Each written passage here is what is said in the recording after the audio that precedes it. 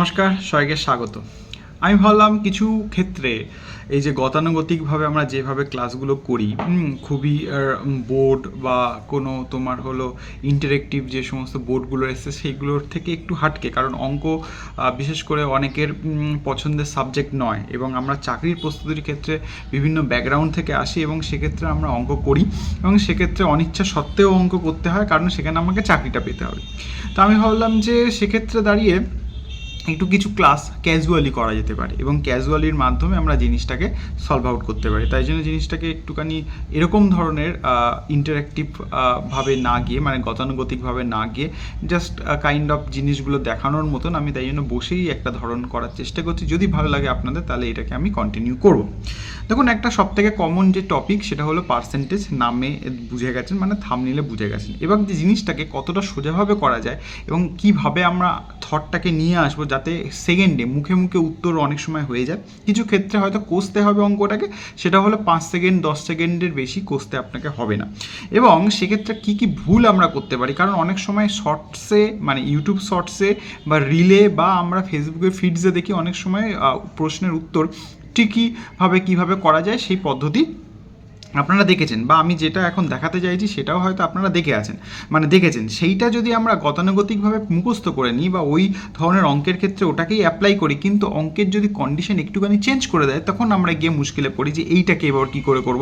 তার জন্য কি আমাকে আলাদা করে কোনো সূত্র জানতে হবে বা আলাদা করে কোনো পদ্ধতি অবলম্বন করতে হবে? তো এই দুটো জিনিস, কারণ তোমার একটা জিনিসের সলিউশন যখন বলবো সেইটা নিয়ে প্রশ্ন চেঞ্জ করে দিলে কি অসুবিধা হতে পারে এবং সেই অসুবিধাটাকেও আমরা কিভাবে ওভারকাম করতে পারি, এই দুটো জিনিস নিয়ে আলোচনা করব। এইভাবেই যদি তোমরা জিনিসটাকে ভালোবাসো তাহলে সেটাকেই আমি কন্টিনিউ করব এবং প্রতিটা জিনিসে যেগুলো আমরা শর্টসে দেখি, আরে বাবা 2 সেকেন্ডে 3 সেকেন্ডে অঙ্ক হয়ে গেল, তো সেইটাও দেখবো এবং কোশ্চেনটা ঘুরিয়ে দিলে তখন 2 সেকেন্ড লাগবে না, তখন আপনি 2 মিনিট বসে থাকলে অঙ্কটা হবে না। কিন্তু ওই প্রশ্নটা ঘুরিয়ে দিলেও কীভাবে 2 সেকেন্ড বা 5 সেকেন্ডে করা যায় সেটারও কিন্তু সলিউশন আমি আমার এই ভিডিওর মাধ্যমে সবসময় বলতে থাকবো। তো সুতরাং দেখো, অঙ্কটায় আগে যাই। দেখো, একদম সিম্পল যে সমস্ত পার্সেন্টেজের কোশ্চেন্স আছে সেই পার্সেন্টেজের কোশ্চেন্সের মধ্যে এটা হলো একটা টাইপ, ঠিক আছে? এটা একটা টাইপ। কি বলছে দেখো এখানটায়, ইফ দ্য, এই 43 নাম্বার কোশ্চেনটা দেখো, if the price of a product increased by 25%, by what percent should the consumption be reduce to keep the expenditure same.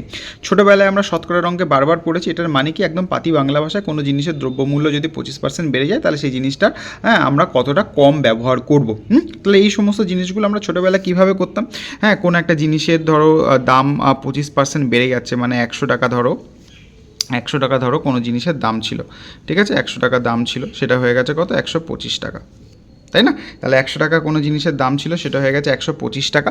এবার সেটাকে তুমি কনজামশনটা কমাতে চাইছো, কারণ তখন আমরা ছোটোবেলায় কী ধরতাম, ধরো 100 টাকায় পাওয়া যায় 100 কেজি চিনি, এরকমভাবে ধরতাম। তাহলে এখন সেই চিনির দাম তোমার 125 টাকা হয়ে গেছে, তাহলে এইটাকে রাখতে আমরা কীভাবে বের করতাম, এরকম আমরা ঐকিক নিয়মে করতাম।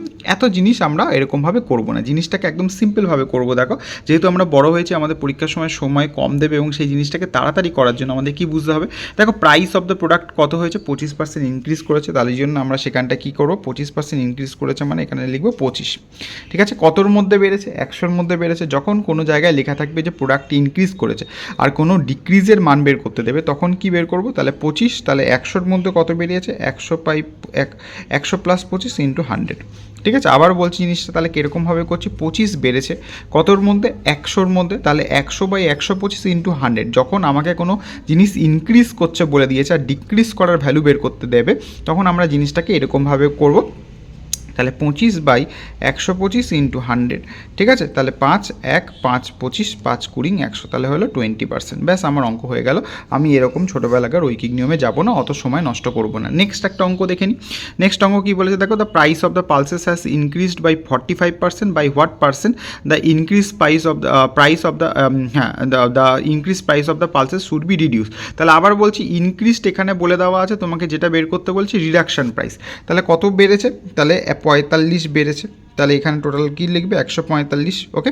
তাহলে 145 ইন্টু 100, ওকে, তাহলে এবার কাটাকুটি করো, 5 9 45, 5 দুগুণে 10, 5 9 45, তাহলে 900 বাই তোমার হয়ে গেলো 29, এটা ভাগ করে যেটা আসবে, তাহলে আমি তোমাদের ভাগও দেখিয়ে দিই। 900 বাই 29 হলে 3 দিয়ে করলে 3 9 87, 7 87, তাহলে এখানে 30 29 একে তাহলে 31 সামথিং। হ্যাঁ, তাহলে এখানে রাউন্ড অফ অ্যান্সার চেয়েছে, দেখো এখানে অপশান সিতে তোমার 31% আছে।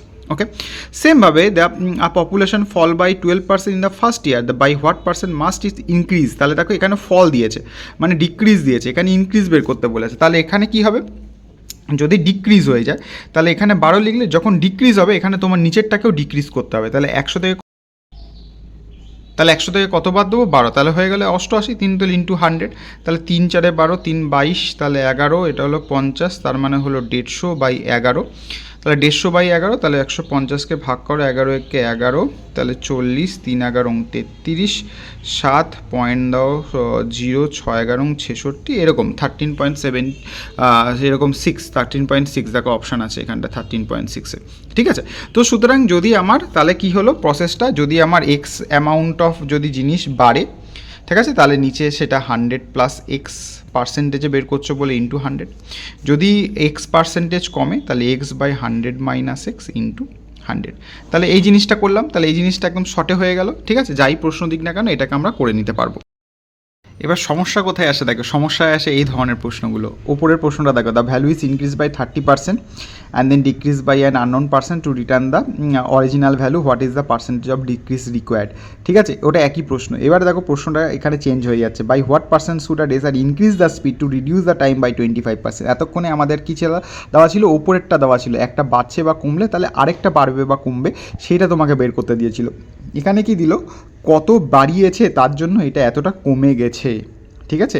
তো এখানে কিন্তু কোশ্চেনটা ঘুরে গেল, by what percent should the racer increase the speed to reduce the time by 25%, তার মানে কিন্তু তোমাকে আগের ফর্মুলাটা ডাইরেক্ট ফেলে দিলে হবে না, একটুখানি তোমাকে এখানে বুদ্ধি লাগাতে হবে, কারণ প্রথম যে পরিমাণটা যেটা আমরা দেওয়া ছিল সেই জন্য আমরা ফর্মুলাটা লিখছিলাম যে x by x plus 100 by x by x minus 100 করে, এখানে বলে দিয়েছে যে 25% টাইম রিডিউস করেছে কত পার্সেন্ট ইনক্রিজের জন্য, তাহলে আমরা অবশ্যই ধরে নেব যে ধরো এক্স পরিমাণ তার ইনক্রিজ হয়েছে, মানে স্পিড এক্স পরিমাণ ইনক্রিজ হয়েছে, আর ইনক্রিজ হলে এখানে কী হয়ে গেল 100 প্লাস এক্স, এটা করাতে টাইম যেটা রিডিউস হয়েছে সেটা হলো 25%, মানে 25/100, তাহলে 5 একে 5, সরি 25 একে 25, 4 25 সঙ্গে 100, তাহলে 3x equals to 100, x equals to 33.13%, এরকমই কিছু একটা অপশান আছে, অপশান এ রয়েছে, ঠিক আছে। জিনিসটা বুঝলে যে কোনো ক্ষেত্রে যদি আমাদেরকে ওই শুধুমাত্র ভিডিওটা দেখিয়ে বলে দিতে দেখো এত সোজাভাবে অঙ্কটা হচ্ছে, এটা ইনক্রিজ করলে বা এটা ডিক্রিজ করলে 20% ইনক্রিজ করলে তুমি বলে দাও 25/125 ইন্টু 100, তাহলে ডিক্রিজ অ্যামাউন্ট বেরিয়ে যাবে,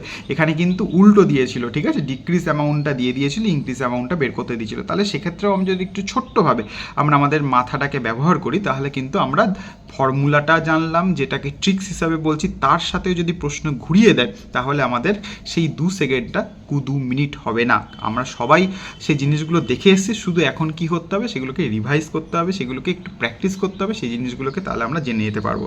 তো এইরকম যদি ভিডিও তোমাদের পছন্দ হয় অবশ্যই চ্যানেলটাকে সাবস্ক্রাইব করে নোটিফিকেশনটা অন করে রাখো। সিরিয়াসভাবেও বোর্ডেও আমি, তোমরা দেখতেই পাচ্ছ পেছনে বোর্ড রয়েছে, তো বোর্ডেও আমি করাবো, কম্পিউটারের স্ক্রিনেও করাবো, আর এরকমভাবে যদি জিনিসটা তোমাদের আরও বেশি অ্যাট্রাকটিভ মনে হয় বা জিনিসটাকে নিতে সুবিধা হয় তাহলে অবশ্যই জানিও, আর নতুন হলে সাবস্ক্রাইব করে নোটিফিকেশনটা অন করে রাখো, আর প্লিজ বন্ধুদের মধ্যে শেয়ার করে দিও। দেখা হচ্ছে পরের ভিডিওতে, তো till then take care, good by.